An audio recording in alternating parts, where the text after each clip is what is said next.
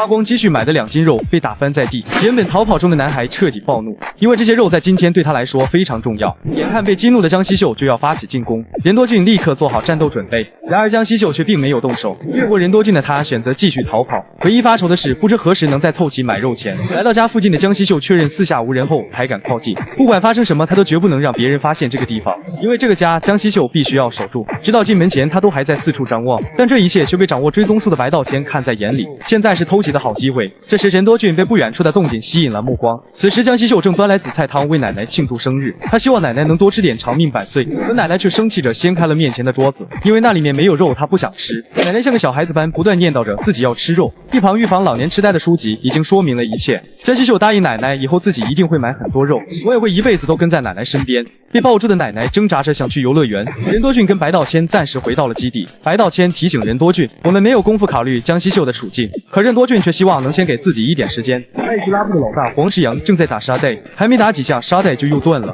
这时有小弟前来汇报，找到江西秀了，他不知为何在大街上一边跑一边大叫，黄世阳当即下达集合命令，而他刚才打的沙袋里竟然装着一个人。与此同时的江西秀正在大街上不断呼唤奶奶，就因为他回家忘记锁门，奶奶就不见了。着急的江西秀在大街上逮到个人，就问有没有见过一个痴呆的老奶奶。从下午一直找到晚上，江西秀才在游乐园里看到酣睡的奶奶，他有些生气这老太太为什么要乱跑，不过看在奶奶今天生日的份上就不计较了。江西秀刚想带着奶奶回家，艾希拉部的人却已经包围了这里，他们威胁江西秀一根手指头都不能动，不然给老太太捶2下脑袋的话，说不定能把老年痴呆治好。就在这时，白道谦一拳打飞了冲上来的家伙，他跟任多俊是来还被打翻的肉的。看着白道谦因为用力而颤抖的手，任多俊奇怪他不是说不能同情江西秀吗？话虽如此没错，但想要对奶奶动手已经越过了白道谦的底线。2年前江贝的某个胡同内，思燕那帮家伙在江西秀生日那天送了一份危险的礼物，这本该是他最后一次过生日，是奶奶出现救了他，那是江西秀第一次感受到那种不求回报的温暖。虽然不是庆奶奶，但却收留了无家可归的他。就这样，他们成为了一家人。此时游乐园形成了2方对峙的局面。艾希拉部的人奇怪，江西秀难道还有同伙吗？白道谦则要来好好教训一下这些不尊敬长辈的家伙。任多俊看他还真是表里不一，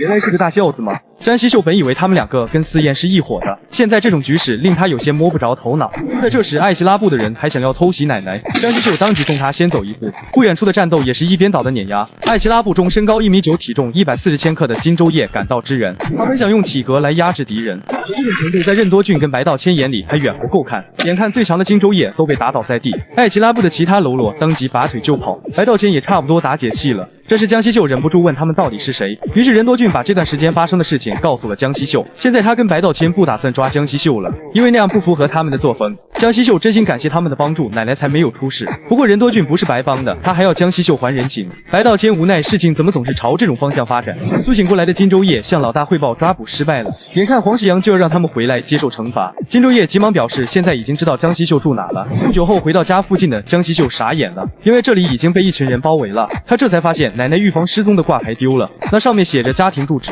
因此江西秀带着奶奶跟任多俊回基地了。之前跟奶奶生活过的金延东很擅长照顾老人，白道谦让他们这段时间就住在这里吧。不过比起这个，现在有更棘手的问题，虽然刚才教训的那帮人不认识任多俊和白道谦，但要是被思燕发现他们藏着江西秀的话，那思燕也会对多俊组织动手。就在这时，任多俊的手机响了起来，黄世阳询问他有没有抓到江西秀。刚才艾希拉部差点就能抓到江西秀，现在黄世阳有些着急了，他要任多俊抓紧时间。虽然很想亲手抓江西秀，但黄世阳实在是太忙了，被他用力踩住的男人却还在笑个不停，看起来就是一副吸嗨了的样子。见此，黄世阳明白这次的货效果不错。电话另一边的任多俊沉默片刻后表示，我抓到江西秀了。他抬手阻止想要说话的江西秀。电话那边的黄世阳当即就要验货。江西秀不知道任多俊到底想做什么，因为他现在真打算去黄世阳那里。与此同时，艾希拉部开设的深子酒吧内，一个女人来这里应聘调酒师岗位，负责面试她的店长郑俊却面色怪异，副店长李慧星直接宣布面试合格。不过他让女人今天直接开始工作，因为女人喝的水里可是掺了点好东西。话音未落，她便感到一阵眩晕，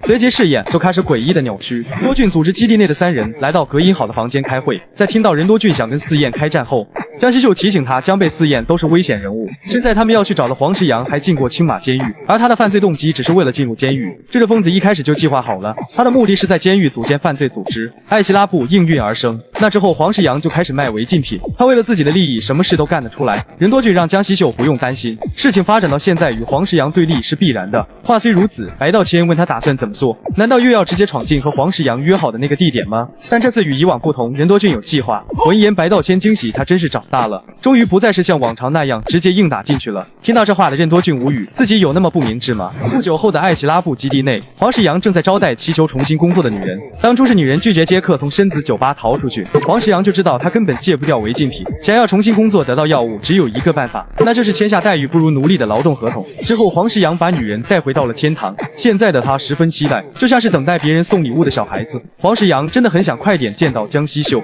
同一时刻的深子酒吧内，任多俊向旁边的女人说出布谷鸟3个字，眼看对方没反应，他转身就走。白道谦和任多俊都很奇怪，那个直通违禁品窟的门到底在哪里？明明江西秀说过想进入深子酒吧的地下窟，只要说一句布谷鸟就可以。就在这时，他们面前的墙壁被打开，守在门口的男人通知其他人有2名顾客入场，同时这也是任多俊吞并私宴的第一道门。郑钧和李慧星同样出身青马监狱，他们一个是违禁品犯，另一个诈骗犯和暴力犯。生态两艳的他们在2年刑期内打了无数场架，可是绝对无法共存的两人，却被黄世阳用钱捆绑在了一起。任多俊第一个要拿下的就是黄世阳的艾奇拉布，不过他们势力的规模比不过艾奇拉布，不宜发生正面冲突。任多俊打算从尾巴开始，一点点啃食掉艾奇拉布，把他们经营的所有店逐个搞垮。江西秀不理解任多俊和白道谦哪来的自信，只要是与违禁品相关的店铺，艾奇拉布的安保就会很严密，因此他们就算听江西秀的，找到了秘密通道，也无法避免会被艾奇拉布的人严格盘查。任多俊直接用黄世阳的名号食阳，说自己是你们老大黄世阳推荐来的，要是怠慢老大的朋友，就等着接受惩罚吧。奇怪的是，安保人员居然真的给2人放行了。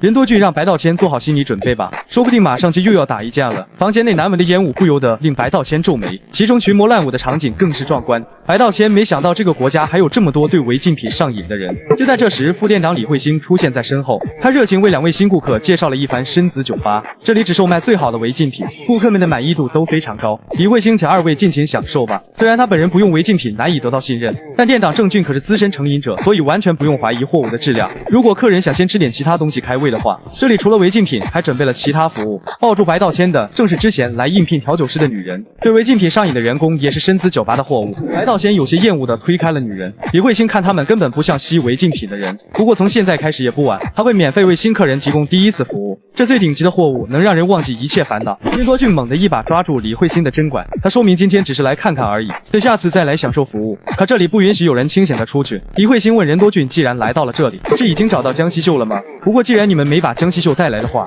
那这意味着要和我们私宴为敌吧？李慧星一开始就猜到了来人的身份，所以才让安保把人放进来。他很好奇任多俊为什么非要摧毁海光，如果这件事很赚钱的话，那由他们来做也不错。在那之前，李慧星要把多俊组织解决掉，不过很明显他完全不知道天高地厚，李慧星这边的人实在太弱小了，只是这种程度就妄言要吞下海光，实在可笑。任多俊跟白道谦要用拳头让这些不够资格的家伙认清现实。以上便是街头生存手册89到92话的内容。多俊组织与私宴算是走到了对立面，不过多俊组织也因此获得了江西秀这一大战力，任多俊也总算又有了新的成长，不再像上次打海光一样无脑硬闯，而是有了计划的意识。艾奇拉布这个组织完全就是穷凶恶极的犯罪组织，不仅存在大量暴力行为和违禁品，还用各种方式诱导普通人走上歧途。多俊组织拿起开刀是最好的选择。漫画用大量画面展现了违禁品上瘾癫狂的样子，也能看出作者对其厌恶的态度。多俊组织与江贝私宴之间的对抗会如何发展？明天继续更新，让我们拭目以待吧。